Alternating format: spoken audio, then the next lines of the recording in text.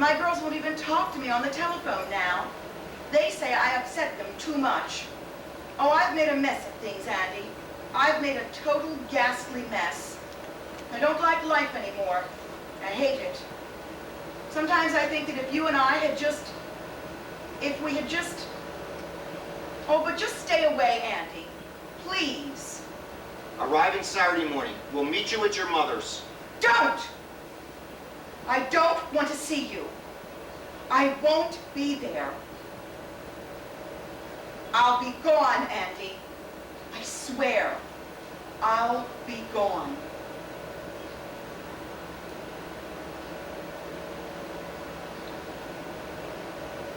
Dear Mrs. Gardner, I think the first letter I ever wrote was to you accepting an invitation for Melissa's birthday party. Now I'm writing you again about her death. I want to say a few things on paper I couldn't say at her funeral, both when I spoke and when you and I talked afterward. As you may know, Melissa and I managed to keep in touch with each other most of our lives, primarily through letters. Even now, as I write this letter to you, I feel I'm writing it also to her. Ah, you're in your element now, Andy. We had a complicated relationship, she and I, all our lives. We went in very different directions. But somehow, over all those years, I think we managed to give each other something. Melissa expressed all the dangerous and rebellious feelings I never dared admit to. Now, he tells me. And I like to think I gave her a sense of balance. Balance? Oh, hell, I give up. Have it your way, Andy. Balance. Most of the things I did in life, I did with her partly in mind. And if I said or did an inauthentic thing, I could almost hear her groaning over my shoulder.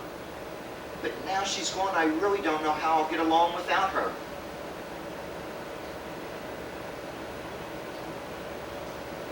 You'll survive, Andy.